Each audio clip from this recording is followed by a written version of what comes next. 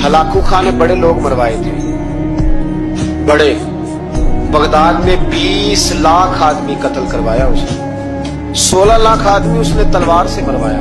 लोगों ने ना जेरे जमीन तय खाने खोदने शुरू कर दिए, 4 लाख आदमी तय खानों में छुप गया और चुन चुन के मुसलमान मारता था। जब हलाकू को किसी ने बताया ना 4 लाख बंदे छुप गए, उसने नहरों के बंद तोड़वा दिए, दरियाओं के बंद तोड़वा दिए, पानी जेरे जमीन चला गया, 4 लाख आदमी डूब के मर गया, 20 लाख आदमी मरवाया। एक दिन एक इलाके में घूम रहा था, नींबू खाने का बड़ा शौकीन था।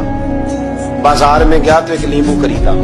उसने देखा कि बाजार में बूढ़े बच्चे जवान खरीदारी कर रहे हैं, तो कहने लगा अभी भी इतने मुसलमान जिंदा है, बनाओ इनकी लाइनें, कत्ल करना है। 3 लाइनें बन गई, एक बूढ़ा आदमी भी लाइन में आ गया, नींबू खा रहा है, उसको हल्का हल्का चूसता है, घोड़े में बैठा है, कत्ल करा रहा है लोगों को। एक बाबा जी पहली सफ में थे, जब पहली सफ कत्ल होने लगी, बाबा जी पिछली सफ में दौड़ के हो गए। हलाकू खां हंस रहा है उसको देख के। माज़अल्लाह, जब बंदा होता है ना किसी मनसब पे, फिर वो मजाक उड़ाता है दूसरे का।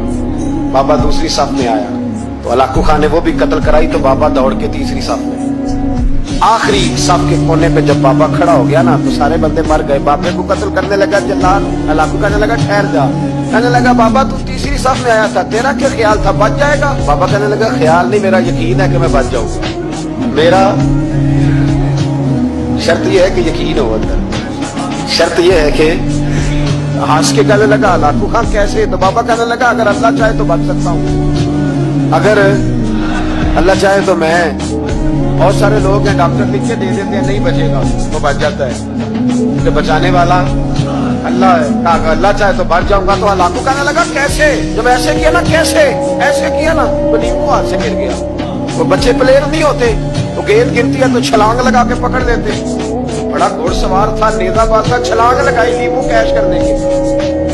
कैसे कैसे बचे? यूं हाथ घुमाया, नींबू गिरा तो छलांग लगाई, नीचे झुका। जब नीचे झुका ना तो गिर गया घोड़े से। जो पैर था वो घोड़े की रकाब में उलझ गया, घोड़ा डर के दौड़ गया।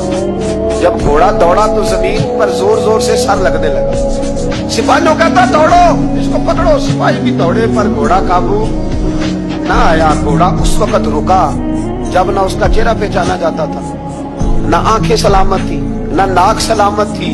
उसकी खोपड़ी सारी इस तरह चूर चूर हो गई जैसे किसी ने हथौड़े के साथ पीसी हो।